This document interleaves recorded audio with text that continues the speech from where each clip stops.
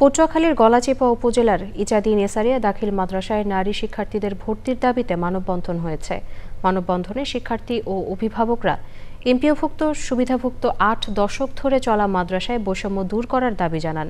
এনায়েতুর রহমানের রিপোর্ট। ১৯৪৪ সালে প্রতিষ্ঠিত ইজাদি নেসারিয়া দাখিল মাদ্রাসা এমপিওভুক্ত হলেও বহু বছর ধরে এখানে কোনো ছাত্রী ভর্তি নেওয়া হয় না। স্থানীয়দের অভিযোগ, পরিকল্পিতভাবেই নারীদের শিক্ষা থেকে দূরে রাখা হচ্ছে। এলাকায় বিকল্প কোনো মাধ্যমিক প্রতিষ্ঠান না থাকায় মেয়েদের ৩-৪ কিলোমিটার দূরের অন্য ইউনিয়নের শিক্ষা প্রতিষ্ঠানে যেতে হয়। আমাদের শিক্ষক ভর্তি নিতে চায় না, তার জন্য আমরা সরকারের কাছে বিচার চাই। সরকারি মাদ্রাসা থাকা সত্ত্বেও এখানে কোনো মেয়েদের পড়ানো এরকমের কোনো নিষেধাজ্ঞা নেই।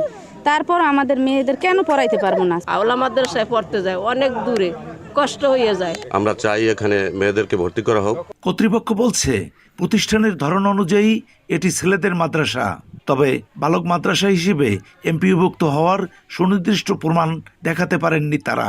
বাংলাদেশে কিছু বালক প্রতিষ্ঠান রয়েছে, বালক প্রতিষ্ঠানও সরকার বেতন এমপিভুক্ত করে এবং এই অত্র প্রতিষ্ঠানের দীর্ঘ ৮১ বছর পর্যন্ত এই বালক হিসেবে চলে আসছে। আমি যখন সুপারের দায়িত্ব নিয়েছি আমি বালক হিসেবে পেয়েছি, সেই বালক হিসেবে অদ্যাবধি চলতেছে।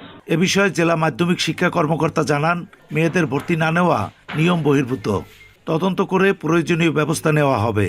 এটি অবশ্যই একটি আপত্তিজনক কথা যে মেয়েদের শিক্ষার অধিকার আছে, অতএব মেয়েদেরকে পড়াতে হবে, সোজা কথা। এ ব্যাপারে আমি পদক্ষেপ নিয়েছি। আমরা আশা করি তারা এই বিষয় দ্বারা এই অবস্থান থেকে ফিরে আসবে এবং মেয়েদেরকে তাদের অধিকার, ন্যায্য অধিকার তারা দিতে বাধ্য থাকবে, এটা আমি মনে করি। বর্তমানে ইজাদি নেসারিয়া দাখিল মাদ্রাসায় ২৭০ জন শিক্ষার্থী ও ১২ জন শিক্ষক রয়েছেন। পটুয়াখালী থেকে এনায়েতুর রহমান, চ্যানেল আই।